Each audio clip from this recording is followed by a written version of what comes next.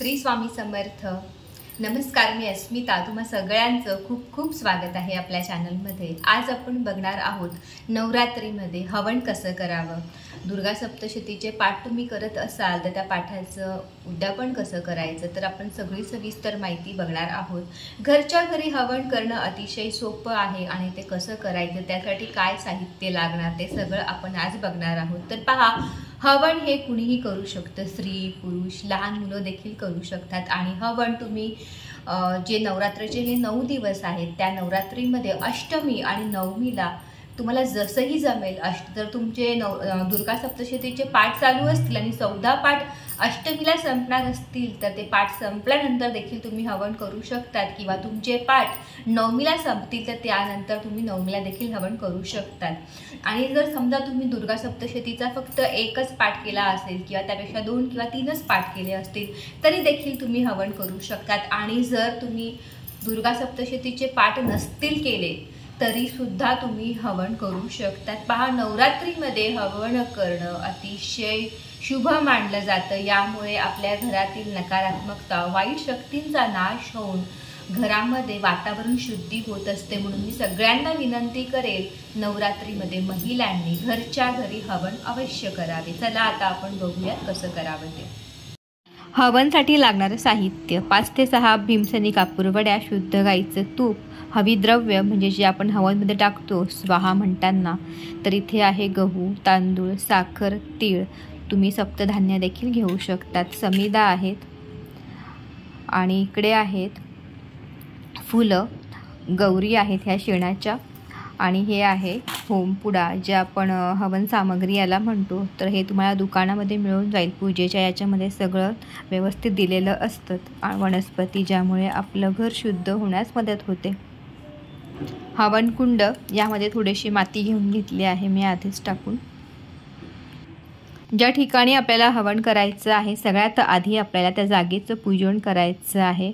हळद, कुंकू, अक्षता, एक पुष्प वाहून त्या जागेला नमस्कार करावा आणि त्यानंतरच मग हवनकुंड त्यावर ठेवावं.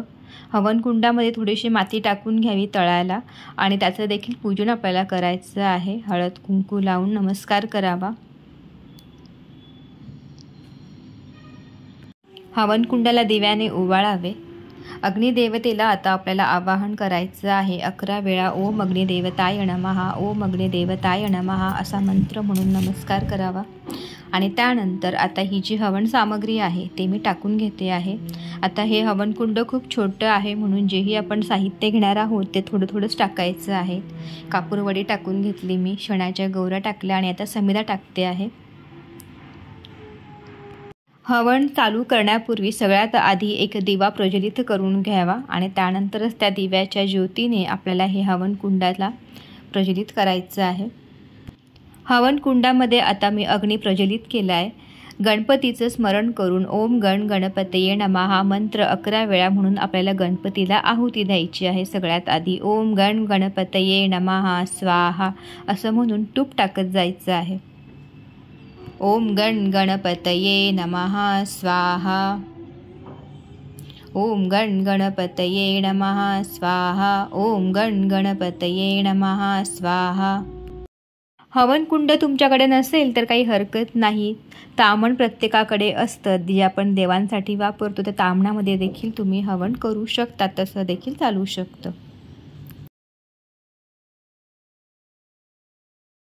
आता आपल्याला आपल्या कुलदेवीच्या नावाने आहुती द्यायची आहे. तर तुम्ही यामध्ये श्री सूक्ताचा देखील श्लोक म्हणू शकतात, किंवा दुर्गा सप्तशतीचे जे श्लोक आहेत 700 श्लोक या ग्रंथामध्ये आहेत. तर एक श्लोक म्हटल्यानंतर आपल्याला हे जे घेतलेलं आपण याला हविद्रव्य म्हणतात, हे हविद्रव्य आपल्याला टाकून स्वाहा म्हणायचं आहे. म्हणजे एकूण तुम्ही 700 वेळा आहुती देणार असा त्याचा अर्थ होतो, पण त्याला खूप वेळ लागतो. तर पहा, आपल्याला आता हे कमी वेळात करायचं असेल तर आपण काय करायचं आहे, तो देवीचा मंत्र आहे नवार्णव मंत्र ओम ऐं ह्रीं क्लीं चामुंडाय विच्चे हा म्हटल्यानंतर तुम्हाला हे जे हा अंगठा आणि हे जे 2 बोटं आहेत यांनी तुम्हाला असं हे आहुती द्यायची आहे आणि हे हविद्रव्य टाकायचं आहे. तुम्हाला आता मी एकदा करून दाखवते.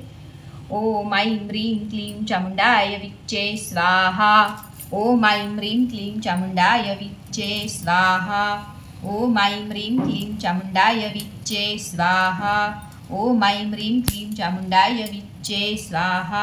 ओम ऐं ह्रीं क्लीं चामुण्डाय विच्चे स्वाहा। ओम ऐं ह्रीं क्लीं चामुण्डाय विच्चे स्वाहा। ओम ऐं ह्रीं क्लीं चामुण्डाय विच्चे स्वाहा। ओम ऐं ह्रीं क्लीं चामुण्डाय विच्चे स्वाहा। झाल्यानंतर तो अग्नी शांत झाल्यानंतर जी राख उरणार आहे ती राख आपल्याला थोडीशी एका पुडीमध्ये घेऊन आपल्या देवघरात ठेवायची आणि बाकीचं जेही रक्ष आहे ती आपल्या कुंडीतल्या झाडांना तुम्हाला टाकायची आहे।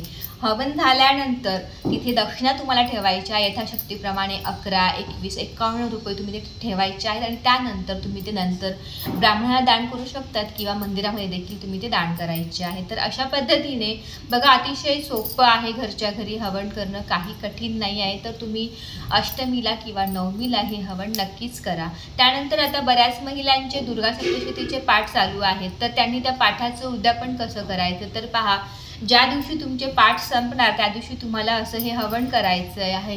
हवन झाल्यानंतर पुरण जे आपण पुरणपोळीसाठी बनवतो ते पुरण तयार करायचं आहे। एक छोटं ताट घ्यायचं आहे, त्या ताटामध्ये ते पुरणाचा मोठा गोळा घेऊन तो थापायचा आहे पूर्ण आणि त्यामध्ये छोटे छोटे 21 होल तयार करायचे। त्यामध्ये शुद्ध गाईच्या तुपाच्या फुलवाती ठेवून ती जी 21 फुलवातींचे जे पुरणाचे दिवे आहेत त्याने आपल्याला आपले जी ही घटस्थापना आहे केलेली किंवा जेही तुम्ही जिथे तुमचं आसन मांडलेलं आहे दुर्गा सप्तशतीच्या पाठांत तिथे तुम्हाला ते पुरणाच्या दिव्यांनी त्याची आरती करायची आहे आणि त्यानंतर आपल्याला अशा पद्धतीने त्या दुर्गा सप्तशतीच्या पाठाचं उद्यापन देखील करायचं आहे। मातेला हात जोडून नमस्कार करायचा आहे आणि जेही आपण सेवा केलेली आहे माता यामध्ये काही चूक भूल झाली असेल तर मला तुमची दास समजून माफी असावी। माझी जीही सेवा केलेली आहे ती तुम्ही तुमच्या चरणाशी घ्यावी आणि तुमचे जेही काही आशीर्वाद आहे कुलदेवता माझ्या घरावर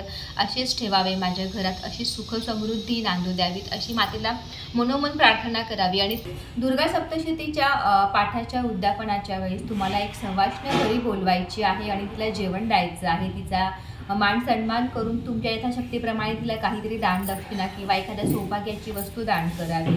आणि त्यानंतर पहा तुम्ही अशा पद्धतीने दुर्गा सप्तशतीच्या पाठाचं उद्यापन करायचं आहे। त्यामध्ये सगळ्यात पहिले तुम्हाला हवन करायचं आहे। दुसरं म्हणजे तुम्हाला 21 पुरणाचे दिवे सांगितल्याप्रमाणे ते देवीला अर्पण करायचे आहे। देवीची छान आरती करायची आहे, देवीकडून क्षमा मागायची आहे। जेही आपण बघा नकळत प्रत्येकाकडून काही ना काही चुका होत असतात, तर आपल्या सेवेमध्ये देवीची क्षमा मागणं देखील तेवढंच महत्त्वाचं आहे। आणि नंतरची गोष्ट आहे तुम्हाला सवाष्णाची ओटी भरायची आहे आणि त्यानंतर जर शक्य असेल तर तुम्ही ब्राह्मणाला काहीतरी दान दक्षिणा द्यायची आहे आणि अशा पद्धतीने आपल्या दुर्गा सप्तशतीच्या पाठाचं उद्यापन तुम्हाला करायचं आहे। घरच्या घरी हवन कसं करावं आज आपण पाहिलं आणि पहा दुर्गा सप्तशतीच्या पाठांचं उद्यापन कसं करावं ते देखील आपण पाहिलं। आणि जर तुम्हाला आणखी काही मनामध्ये शंका असतील, काही प्रश्न असतील तर मला खाली कमेंट बॉक्समध्ये नक्कीच तुम्ही प्रश्न विचारा, तिकडे तुम्हाला मी नक्कीच उत्तर देण्याचा प्रयत्न करेल। आजचा व्हिडिओ आपण वेळात वेळ काढून पाहिल्याबद्दल तुमचे सगळ्यांचे मनपूर्वक आभार। श्री स्वामी समर्थ।